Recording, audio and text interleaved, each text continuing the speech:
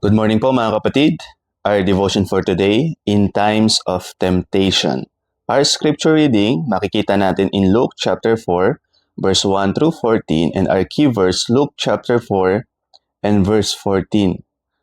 And Jesus returned in the power of the Spirit into Galilee, and there went out a fame of him through all the region around him. Now, lahat tayo po ay nakakaranas ng mga temptation sa ating buhay. Kahit po ang anak ng Diyos ay nakaranas ng tukso mula kay Satanas, at makikita po natin na si Jesus ay nakaranas po ng mga pandarayan ng Diablo sa kanyang buhay, pero hindi po siya tumalikod at hindi po siya nagkasala. Siya ay nanatili sa pag-ibig ng Ama at nanatili yung kanyang debosyon. Yun po ay makikita natin in Luke chapter 4 verse 1 through 14. So, ang isa sa reason kung bakit naparito ang Panginoong Jesucristo ay para ma-identify po ang ating mga pangangailangan at lahat din po ng ating mga pinagdadaanan. Kumbaga, nauunawaan ni Jesus lahat ng iyong pinagdadaanan, lahat ng iyong kabigatan, maging yung kabigatan ng iyong mga temptation. Dahil siya mismo ay nakaranas na harapin ang manunukso si Satanas at na-overcome niya ang kadiliman, na-overcome niya ang lahat ng mga atake ng kaaway sa kanyang buhay. Kumbaga malaapoy na mga trials ay kanyang naranasan.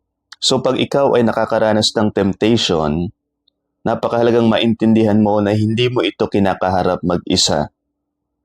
Kasama mo si Jesus. Siya ang magbibigay sa iyo ng lakas upang ikaw ay manatili na magsabi ng no sa lahat ng mga madidilim na kaisipan at sa lahat ng mga masasamang imahinasyon. So sa panahon ng temptation, naniniwala ako na ang kaaway ay bumubulong sa iyo ng mga kasinungalingan upang ikaw ay kanyang madaya, upang ikaw ay kanyang matalo, at upang ikaw ay kanyang ma-discourage. So you need to take a stand in the Lord. You need to be strong in the Lord. Sabi nga ho sa Ephesians chapter 6, napakahalagang suotin mo ang buong baluti ng Diyos at magpakalakas ka sa Panginoon. Lagi mong tatandaan na hindi mo madidisappoint ang Diyos because He knows all things. Alam niya kung kailan ka magkakamali. Alam niya kung kailan ka magkakasala. At alam niya kung ano ang iyong ginagawa bago mo pa ito gawin. Pero still, inibig ka ng Diyos at nananatili sa Kanya ang iyong pag-ibig. Kung titingnan natin ang temptation itself, ang matukso ka ay hindi kasalanan, or ang tuksohin ka rather ay hindi kasalanan.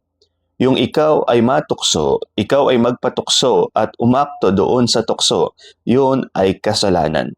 So makikita natin na sa buhay natin kaya tayo nagkakasala because tumutugon tayo doon sa tukso. Kumbaga, imbes na sumulyap lang, tayo ay talaga pong tumititig, tayo ay talagang umaakto, tayo ay talagang ipinamumuhay natin ano man yung temptation ng kaaway sa ating buhay.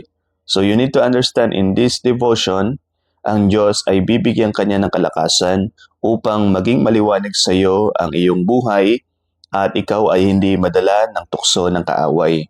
So you can say no to all evil na siyang temptation sa iyo ng kaaway.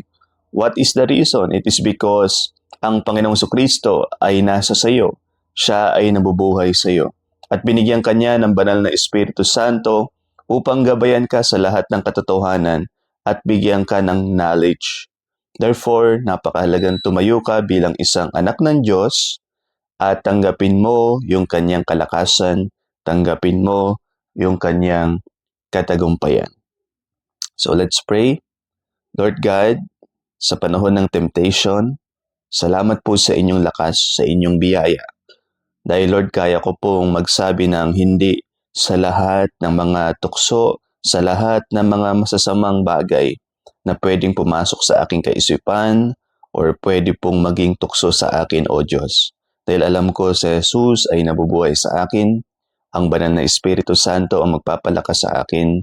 So Lord, in times of temptation, naiintindihan niyo ako, Panginoong Diyos, in the person of the Lord Jesus Christ, dahil alam ko po, Panginoon, na si Jesus alam po lahat ng aking pinagdadaanan, O Diyos. So Lord, today, I can be strong in you, Lord, at mapagtatagumpayan ko lahat ng temptation ng kaaway. Give me strength, Lord, to say no to all evil, to all dark thoughts, and to all temptation from the devil, O God. This is I ask and pray in Christ's name. Amen.